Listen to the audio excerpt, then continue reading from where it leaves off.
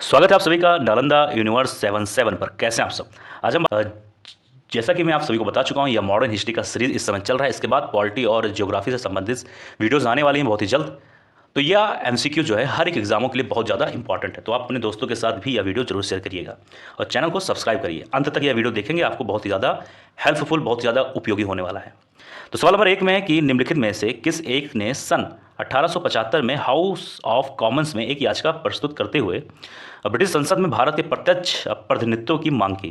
प्रश्न नंबर 1 का सही उत्तर होगा ए, यानी कि द डेक्कन एसोसिएशन। अब बात करें प्रश्न नंबर 2 के बारे में। इसमें कहा गया कि निम्नलिखित भारतीय नेताओं में से कौन एक ब्रिटिश द्वारा इंडियन सिविल सर्विसेज से बर्खास्त किया गया था। 2 का सही उत्तर होगा बी, यानी कि सुरेंद्र नाथ बनर्जी। अब बढ़ते हैं प्रश्न नंबर 3 की तरफ।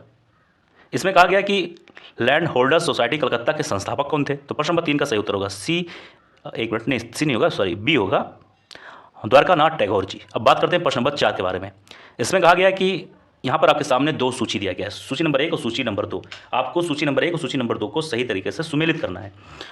सूची नंबर ए में जो मतलब सूची नंबर 1 है उसमें दिया गया है कुछ संस्था के नाम, और सूची नंबर 2 में वो संस्था कब बनी, उसका वर्ष क्या था, ये दिया गया है।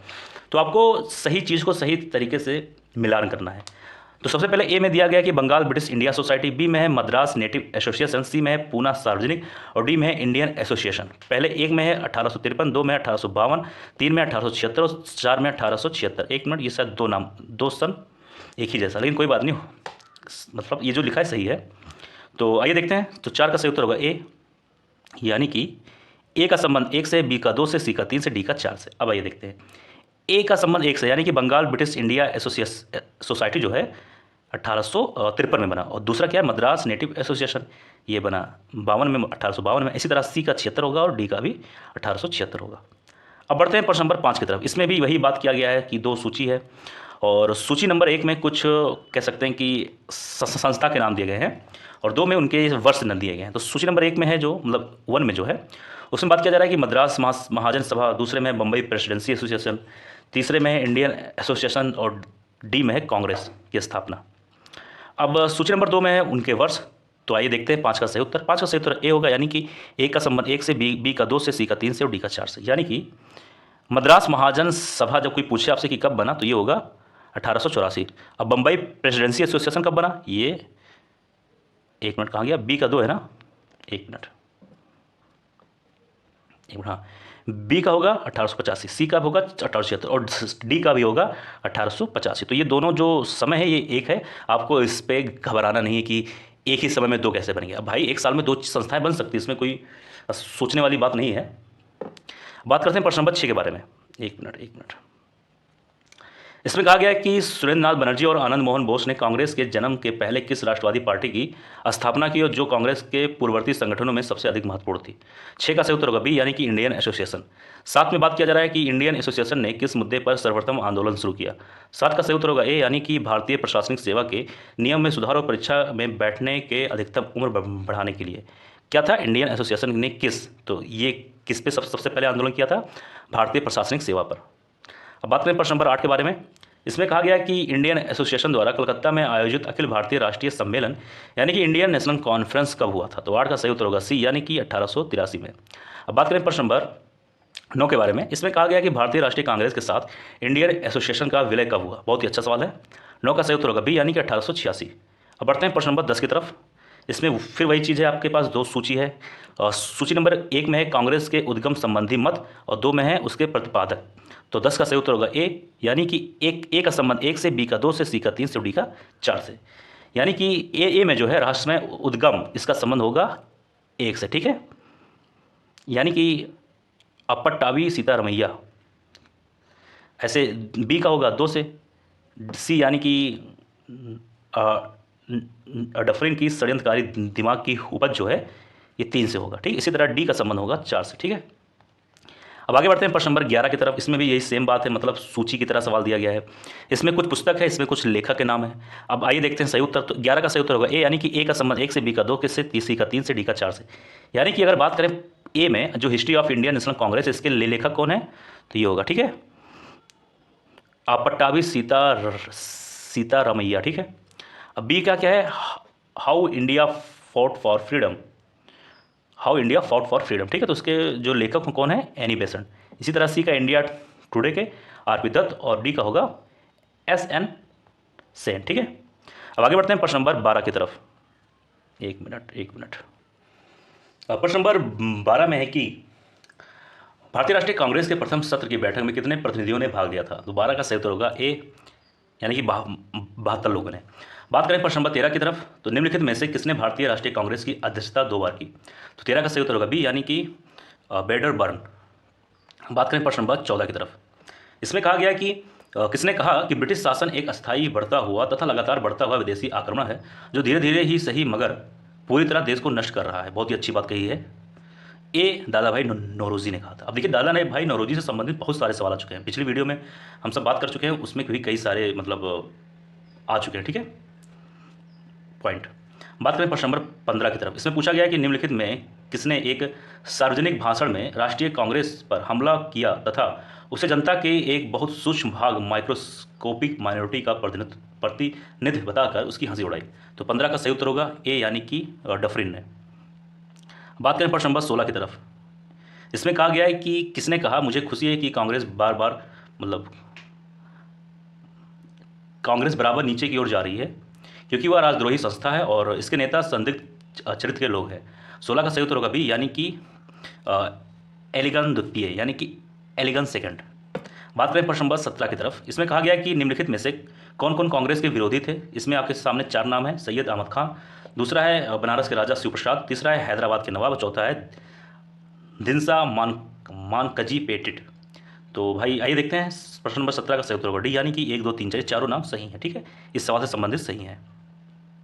अब बढ़ते हैं प्रश्न नंबर 18 की तरफ। इसमें कहा गया है कि उदारवादियों की कार्य पद्धति के साधना थे, जो उदारवादी नेता थे उनकी कार्य पद्धति जो थी वो किस चीज़ की साधना था, ठीक है। तो प्रश्न नंबर 18 का सही उत्तर होगा ए, यानी कि वो प्रार्थना करते थे, याचना करते थे, विरोध करते थे, लेकिन वो ये सब दंगा वायलेंस ये सब चीज़ें नहीं करते थे। अब इन सब से के बारे में आगे पढ़ेंगे कि ये सब काम कौन करते थे, जैसे कि कहीं ना कहीं थोड़ा सा चीज़ों को लेकर काफ़ी ज़्यादा आक्रोश दिखाना, उग्र होना, इन सभी के बारे में आगे हम लोग पढ़ने वाले हैं आने वाली वीडियो में। अब बात करें प्रश्न नंबर 19 के बारे में। ये हो चुका ना प्रश्न नंबर 18। हाँ, प्रश्न नंबर 19 में कि उदारवादियों की कार्य पद्धति को किसने भिखमंगी राजनीति यानी कि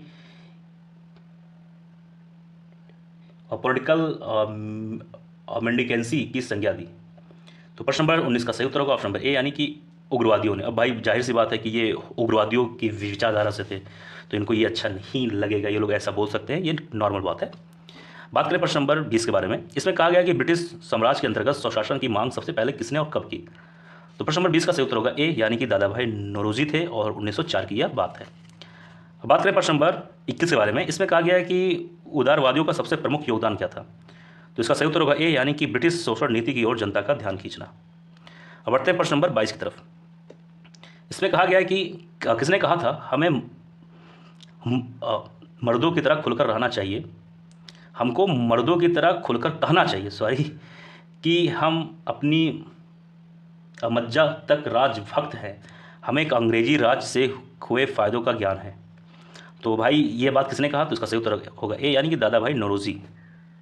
ओके, अब बात करते हैं प्रश्न नंबर 23 की तरफ। यह बात किसने कहा था कि भारतवर्ष तलवार के बल पर जीता गया था और तलवार के बल पर ही उसे ब्रितानी कब्जे में रखा जाएगा। प्रश्न नंबर 23 का सही उत्तर होगा ऑप्शन नंबर बी, यानी कि एलिगिन।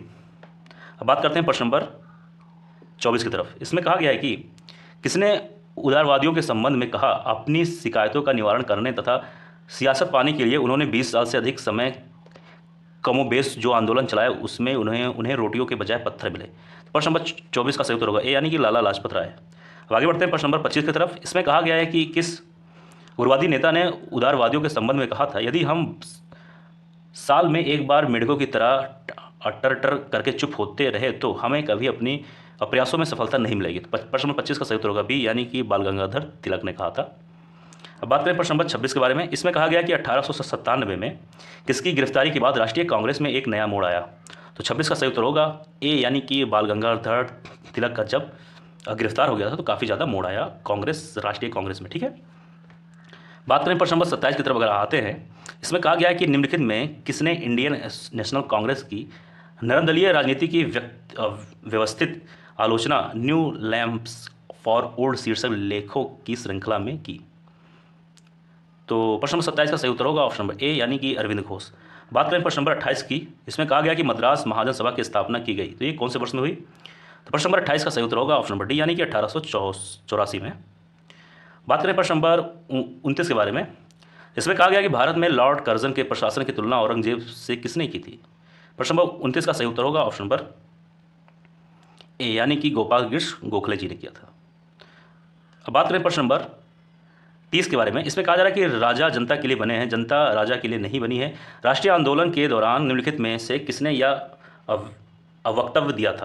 तो प्रश्न नंबर 30 का सही उत्तर होगा ऑप्शन नंबर सी यानी कि दादा भाई नौरोजी ने यह बात कही थी। बहुत ही बड़ी बात कही थी उस समय। अब बात कर लेते हैं इस वीडियो का अंतिम सवाल है यानी कि सवाल नंबर 31। भारतीय राष्ट्रीय कांग्रेस का गठन होने के तुरंत बाद ब्रिटिश राष्ट्रवादियों के प्रति संशयालु हो गए। निम्नलिखित में से किसने कहा कि कांग्रेस केवल विशिष्ट वर्ग सूक्ष्म अल्पसंख्यक का ही प्रतिनिधित्व करती है? तो प्रश्न नंबर 31 का सही उत्तर होगा बी यानी कि लॉर्ड डरफिन। अब आइए एक बार सवाल को फिर से पढ़ लेते हैं, थोड़ा लंबा सवाल है। इसमें देखिए ध्यान से बात को सुनिए। इसमें कहा जा रहा है कि भारतीय राष्ट्रीय कांग्रेस का गठन होने के तुरंत बाद ब्रिटिश राष्ट्रवादियों के प्रति संशयालु हो गए। निम्नलिखित में से किसने कहा कि कांग्रेस केवल विशिष्ट वर्ग सूक्ष्म अल्पसंख्यक का ही प्रतिनिधित्व करती है? तो ये किसने कहा? बी यानी कि लॉर्ड डरफिन। तो दोस्तों यह था आज का वीडियो। मुझे उम्मीद है आप सभी को वीडियो जरूर पसंद आया होगा। इस वीडियो को अपने दोस्तों के साथ शेयर करिए, चैनल को सब्सक्राइब करिए। मिलते हैं किसी और वीडियो, बहुत ही शानदार वीडियो में रहेगा। अगला वीडियो रहेगा जो कि पॉलिटी यानी कि भारतीय राज्य व्यवस्था, भारतीय संविधान से संबंधित होगा। तो मिलते हैं किसी और वीडियो में। आप स्वस्थ रहें, अच्छे रहें, खुश रहें। जय हिंद, जय भारत।